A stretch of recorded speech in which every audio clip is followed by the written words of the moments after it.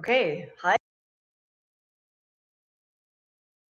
The lighting's crappy here tonight, but I couldn't get my streaming video up on my Apple laptop, so here I am. To be or not to be coupled.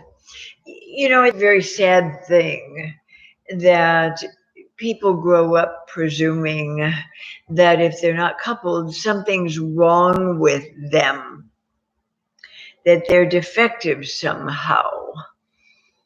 And this, of course, drives a sort of tenacious and desperate um, need to be in a relationship. Because if you feel defective, if you're not in a relationship, uh, how can you be happily single? How can you be a happy single entity and enjoy your own company and build a life for yourself that feels gratifying and nourishing and comfortable and satisfying? Pardon me. So I just want to speak to that for a moment. It's totally absurd that people do this to themselves. Um, in working with my clients for many years, I tried to help them understand that not everybody needs to be coupled. Not everybody wants to make the compromises and sacrifices inherent in being coupled or cohabiting with somebody. I speak to this in one of my other videos um, uh, I think it's called There Is No Panacea. Single or coupled, there is no panacea, something like that.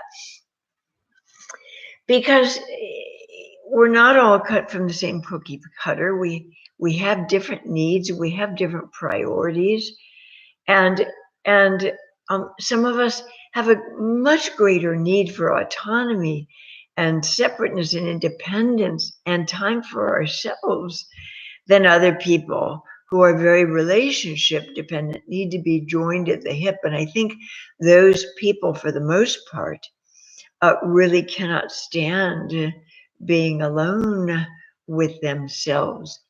When they're alone with themselves, when they have time on their hands, they beat themselves to a bloody pulp. They eviscerate themselves, they shame themselves, guilt themselves, review dozens of years and find fault with themselves over possibly things they did many years ago that they see now in hindsight as mistakes because they're older and wiser now. There's some development under their belt, But at the time, they made the wisest, most informed decisions and choices they could make at the time. So why beat yourself up for not knowing what you know? I mean, that's kind of crazy. So single, they're coupled. To be or not to be coupled, there's a certain set of compromises you have to adapt to as a coupled person. It's not all rosy. And as a single entity, wow, you don't have to answer to anybody. I mean, there's a strange phenomenon in our world that nobody seems to really take note of or understand. A lot of times, coupled people want to be single, and single people want to be coupled. Now, if you're an inquiring mind like me, you dig around and try and figure out what that's really about. Grass isn't always greener on the other side of the fence. It's greener where you water it. Some of us are cut out to be coupled. We have an easier time cohabiting with someone than living life on our own. Others of us really luxuriate in having our own space and not having, as I said earlier, to answer to anybody and to make up our own mind to do anything virtually. If I want to watch TV all night, I can do that without disturbing anybody else. If I want to get up in the middle of the night and make myself an omelet or a grilled cheese sandwich, I can do that without worrying that I'm making noise in the kitchen and disturbing anybody else. There are marvelous freedoms involved in being an autonomous being and not being coupled.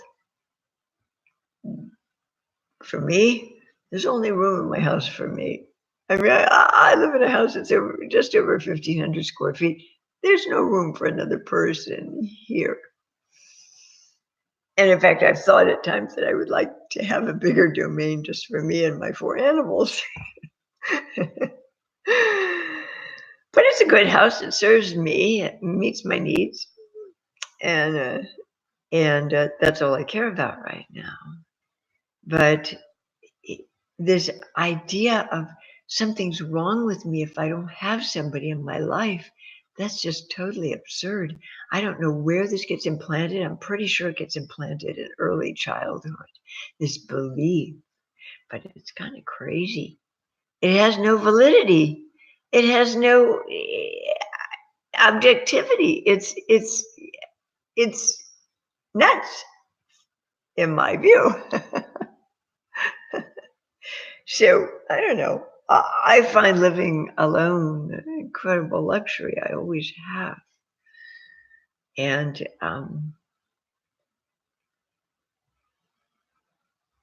I like my own company. I enjoy my space. I don't want to have to deal with somebody underfoot all the time.